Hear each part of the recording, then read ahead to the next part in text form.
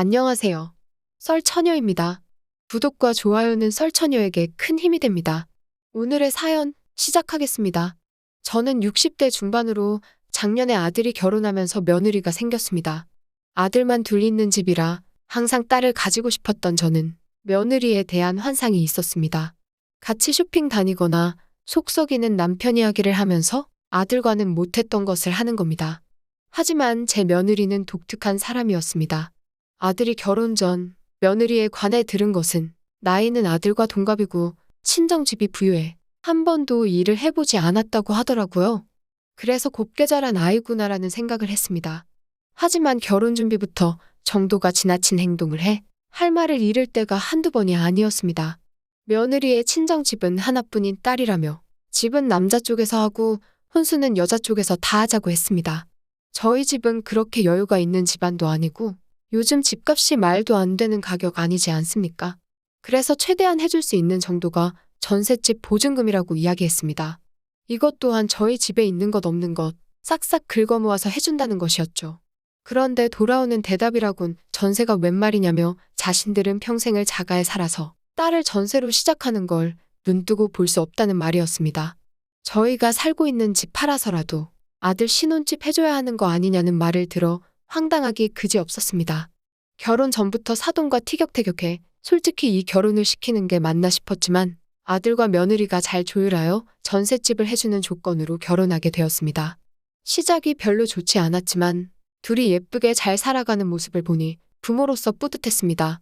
결혼 후 아들의 생일이 다가왔고 주말에 같이 저녁 식사하면 좋을 것 같아 며느리에게 혹시 시간이 되면 같이 요리를 도와줄 수 있냐고 물었습니다.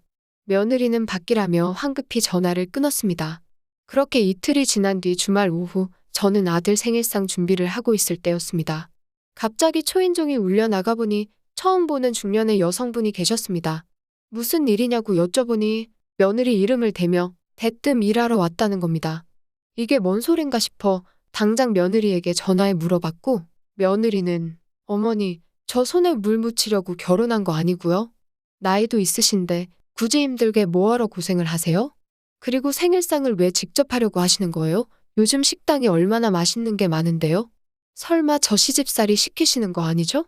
저는 절대 하기 싫어요. 그래서 사람 보냈어요. 앞으로도 이런 일 있으면 그냥 돈으로 달라고 하세요. 어머니 통장으로 돈 보냈으니까 확인해 보세요. 결론은 요리하는 것도 싫고 자기에게 시키지 말라면서 돈으로 대신한다며 사람을 고용해서 보냈다고 하는 겁니다. 며느리에게 강제적으로 요구한 것도 아니고 단지 결혼한 아들의 첫 생일에 손수 음식을 해주고 싶었던 마음뿐이었습니다.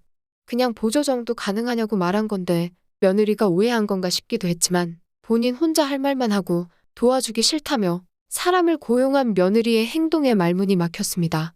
생판 모르는 사람과 함께 요리를 한다는 자체가 불편해서 도우미분은 돌려보냈습니다.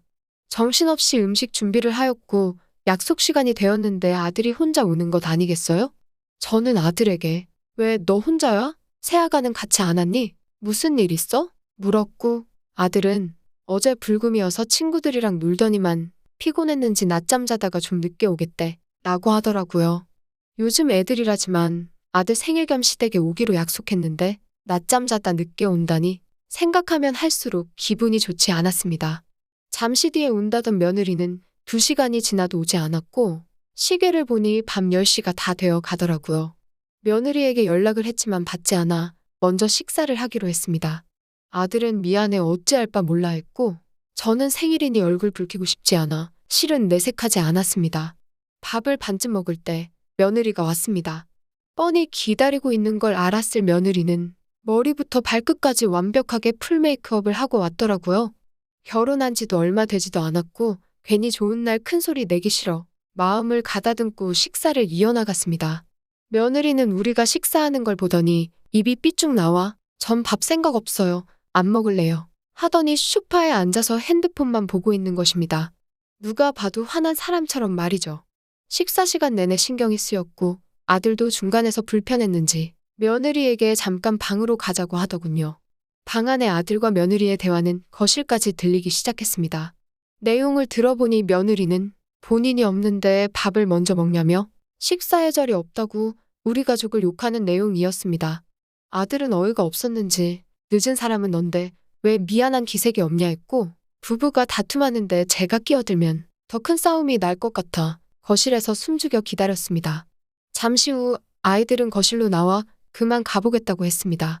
케이크에 초도 켜보지 못하고 허겁지겁 나가는 모습에 마음이 좋지 않았죠. 정리를 하고 침대에 누우니 12시가 넘었지만 잠이 오지 않았습니다. 급하게 가느라 기껏 만들었던 반찬들도 싸주지도 못해 다음 날 아침에 연락했습니다. 전화를 받은 아들의 목소리는 좋지 않았습니다.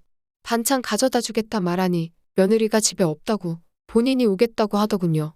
아침부터 집에 없는 며느리가 궁금하여 어디 갔냐고 물어보았고 어제 삐져서 새벽에 친정으로 갔다 하더라고요. 낮잠 자느라 약속 시간에 늦어 먼저 식사했다는 이유로 혼자 삐져 친정에 갔다니 어이가 없었습니다. 잠시 후 집으로 온 아들은 잠을 못 잤는지 무척이나 피곤해 보였습니다. 서둘러 밥을 차려 먹이는데 아들 핸드폰 벨이 울렸습니다. 사돈한테 온 전화였죠. 어찌나 소리를 지르는지 전화기 밖으로 목소리가 들렸고 뭔지 모르지만 아들은 계속 죄송합니다만 말하더라고요. 긴 통화 끝에 전화를 끊자마자 뭐 때문에 그러냐고 이유를 물었습니다.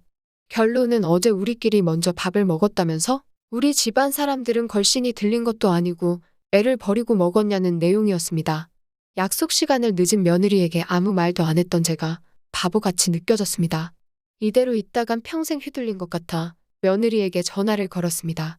지금 뭐 잘했다고 친정에 쪼르르 가서 상황도 제대로 설명 안 하고 너 입장만 말하니?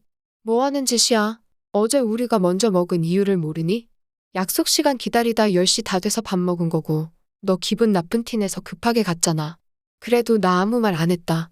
적반하장도 유분수지 잘못 하나 없는 내 아들이 장모한테 왜 그런 말을 들어야 하니? 말했습니다. 며느리는 아무 말도 없었고 전화기를 뺏는 소리가 났습니다. 전화 뺏은 사람은 사돈이었고 사돈은 오히려 저에게 버럭하면서 해준 것도 없으면서 뭘 잘했다고 우리 딸한테 시어머님 노릇하는 거예요? 하며 소리치는 것 아닌가요? 자신의 딸이 어제 한 행동은 제대로 알고 하는 건가 싶었습니다. 그러면서 생일이 뭐 그렇게 중요하냐고 편히 쉬고 있는 애를 불러 밥을 먹이냐는 겁니다. 아들 생일상 차려주고 싶은 제 마음을 이해 못하는 게 너무 속상했습니다. 더 이상 사돈과는 말이 안 통해 전화를 끊었죠. 옆에 있던 아들도 화가 났는지 저에게 죄송하다 말한 뒤 서둘러 집을 나갔습니다. 그렇게 2달의 시간이 지났습니다. 며느리 생일이 다가왔죠. 생일상을 차려주려고 생각했었지만 전에 했던 생일이 뭐 중요하냐는 사돈 말대로 그냥 지나가기로 했습니다. 저녁 9시쯤 갑자기 초인종이 울려 문을 열었더니 며느리와 옆에는 사돈도 같이 서 있는 게 아니겠어요? 며느리는 울먹이는 상태였고 사돈은 저에게 손가락질을 하면서 대뜸 사돈 지금 뭐 하자는 겁니까? 하더군요. 갑자기 연락도 없이 밤에 찾아와 의아했지만 우선 집에 들어와 이야기하자 했습니다. 들어오자마자 사돈 이건 아니죠. 아무리 우리 딸을 싫어해도 그렇지 생일을 챙기지 않는 건 너무한 거 아닙니까? 하는 거죠. 그 말을 들으니 저는 지금 그 말 하려고 이 늦은 시간에 연락도 없이 사돈 댁에 오셨어요? 그리고 그때 저한테 말씀하셨잖아요. 생일이 뭐 그렇게 중요하다고 자고 있는 애를 깨우냐고 하지 않으셨어요? 라고 말했습니다. 제 말을 들은 사돈은 여기서 그날 일이 왜 나옵니까? 그리고 우리 딸이 이런 대우를 받으라고 결혼시킨 줄 아세요? 이래서 집안끼리 수준이 맞아야 하는 거라니깐 엄마가 이래서 집안 보고 결혼하라 했지. 며느리를 보며 말하는 겁니다. 듣고 있던 저는 어이가 없었습니다. 참을 만큼 참았기에 이보세요 사돈 지금 집안 수준이라고 하셨습니까? 그동안 내가 입이 없어 말 한마디 안 한 줄 아세요? 우린 뭐 이딴 며느리 마음에 들은 줄 알고 있어요? 아들이 뭐에 씌었는지 저딴 개차반 같은 것을 데려와가지고 우리가 얼마나 속상했는 줄 아세요? 돈만 있음 다인 줄 아나 정신머리가 저 따위니깐 사돈 어려운 줄 모르고 밤늦게 찾아와 이딴 개소리나 하고 있지. 어미가 저 모양이니 딸년 교육을 제대로 시키기나 했겠어? 나이값 못하고 엄마한테 일러대는 딸이나 지 딸만 소중한 줄 알고 감사도는 어미나 길 가는 사람 붙잡고 물어봐. 니들 정신머리가 제대로인 사람들인지 다시는 볼 일 없을 테니깐 썩 꺼져 이것들아. 소리치며 신발을 문 밖으로 내던졌습니다. 며느리와 사돈은 궁시렁거리며 밖으로 뛰쳐나갔습니다. 저는 아들에게 전화해 있었던 일을 모두 이야기해 주었습니다. 수화기 너머로 울먹이는 아들 목소리가 들렸습니다. 아들 말에 따르면 결혼 후 며느리는 일거수일투족 장모에게 말해 장모는 모든 일에 참견을 해왔다고 하더라고요. 그로 인한 아들은 스트레스가 극심하여 정신과 약을 처방해 먹어왔고 저에게 미안하여 그동안 꾹 참고 있었지만 참는 한계치가 극에 달했다고 했습니다. 더 이상 며느리와 함께 살기 힘들 것 같다 하더군요. 결국 아들은 며느리와 이혼 절차를 밟았고 처음부터 삐걱대는 결혼은 하지 않는 게 낫다는 걸 깨달았습니다. 그나마 둘 사이에 아이라도 없는 것이 불행 중 다행이라는 생각이 듭니다. 돈만 많으면 뭐합니까? 인성이 그 모양인데 제 말이 정답은 아니겠지만 결혼 승낙 전 조금이라도 문제가 있다면 최대한 해결하고 결혼을 진행해도 늦지 않습니다. 며칠 전 아들이 팀원들과 회식차 클럽을 다녀왔는데 전 며느리가 술이 떡이 되어 망나니처럼 놀고 있다고 들었습니다. 다시 한번 우리는 다행이라고 생각하며 잘 지내고 있습니다. 오늘의 사연은 여기까지입니다. 긴 사연 끝까지 들어주셔서 감사합니다. 구독과 좋아요는 썰처녀에게 큰 힘이 됩니다.